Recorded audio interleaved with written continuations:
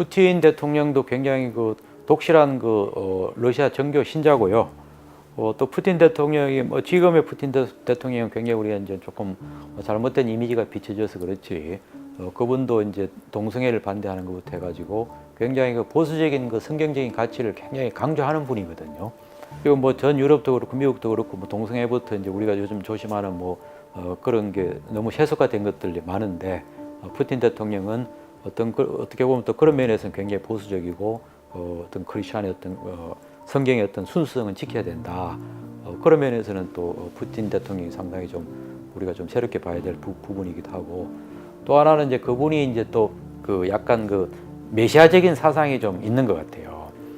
원래 이제 우리가 이제 서로마가 망하고 동로마가 망하고 그러고 나서 이제 러시아가 그 어떤 동로마를 이어받은 그 하나의 후계자라고 이제 뭐 남들은 인정 안 하지만 러시아는 또 그런 그 정통성에 대한 자부심이 있거든요.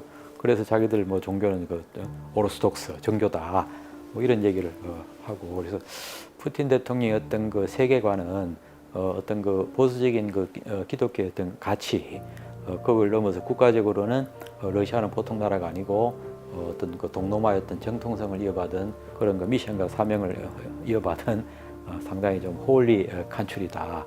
이런 것들이 이제 푸틴이 조금 더 뭐라 그럴까 하나님을 위해서 뭐 이렇게 한다는 그런 하여튼 남들하고는 좀 다른 차원의 또 세계관도 갖고 있다는 생각도 좀 들어요.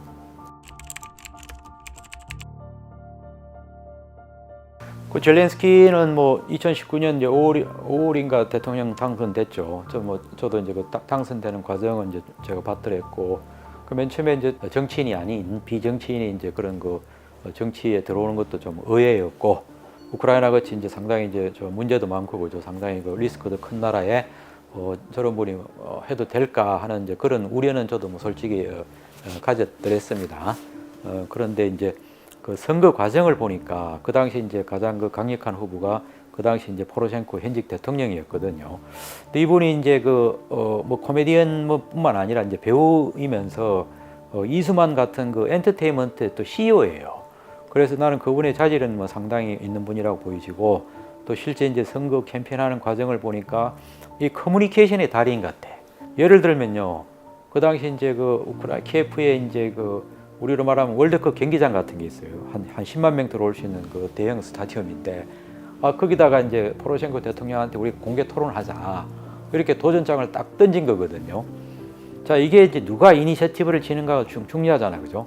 이걸 억셉트하자니 좀 창피하고, 안 가자니 또 뭐가 좀 찝찝하고, 그런 장면들을 내가 몇 번 봤어요. 그래서, 야, 이게 누가 현직 대통령으로서 어떤 프리미엄을 갖고 있고, 누가 이제, 뭐 그런지 모를 정도로 상당히 그런 걸 좀 주도를 하고 또 국민들끼리 하고 뭐 지금 하는 것 그 SNS 같은 거 해가지고 국민들하고 이렇게 막 소통도 하고 또 국민들 얘기도 많이 경청해가지고 정치에 반영하고 하는 거 보니까 상당히 뭐 정치적인 그 감이 있다. 그리고 한 5년 동안 이제 정치 드라마 그 국민의 종이라는 그 정치 드라마를 했잖아, 그죠?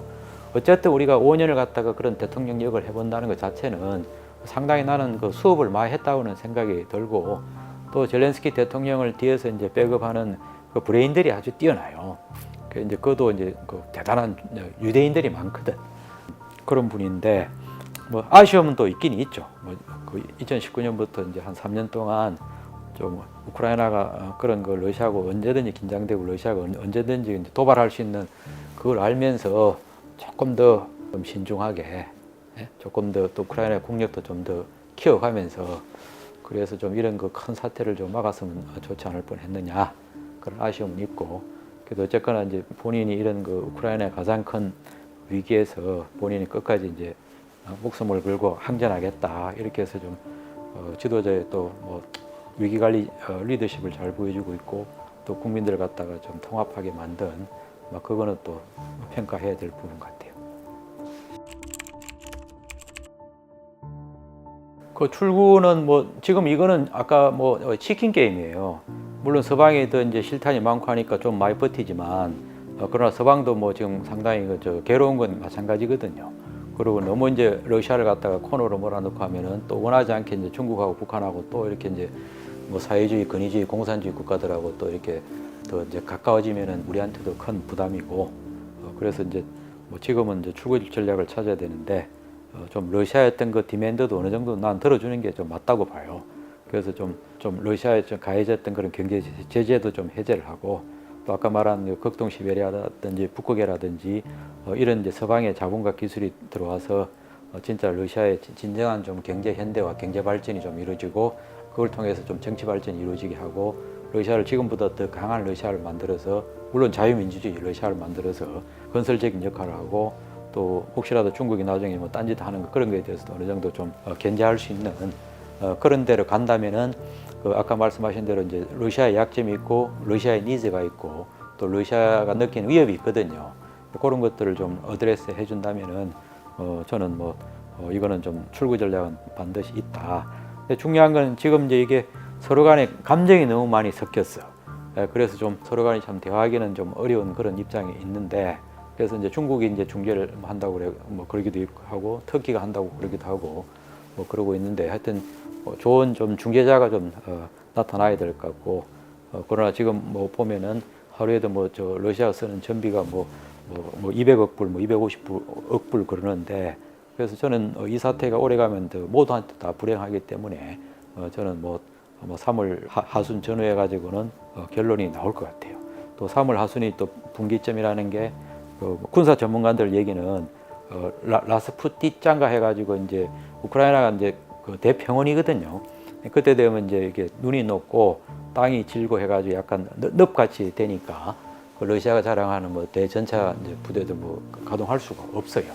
그래서 이제 그런 차원에서 푸틴 대통령이 아무리 버티더라도 정상적이라면은 뭐 지금도 이제 우리가 정상적이지 않은 면모를 많이 보이는데 3월 하순 이후에는 더 끌고 갈 수 없는 상황이고 또 우리로서도 이제 푸틴 대통령이 더 어떤 극단적인 선택을 하지 않도록 지금쯤에서는 좀 데미지 컨트롤을 하면서 러시아가 좀 억셉트할 수 있고 한 그런 좀 창의적인 솔루션을 빨리 제의해서 3월 이전에는 좀 마칠 수 있는 뭐 지금 한 5가지 시나리오가 있는데 뭐 그 중에서 이제 단기로 갈 거다, 장기로 갈 거다. 뭐 전문가들은 이제 장기로 갈 가능성이 많다고 그러는데 저는 뭐 그러지는 않을 거라고 보고 그러면 뭐 함께 지금 다 이제 콜랩스 되는 그런 가장 최악의 시나리오이기 때문에 그런 사태는 가장 피해야 될 시나리오 같습니다.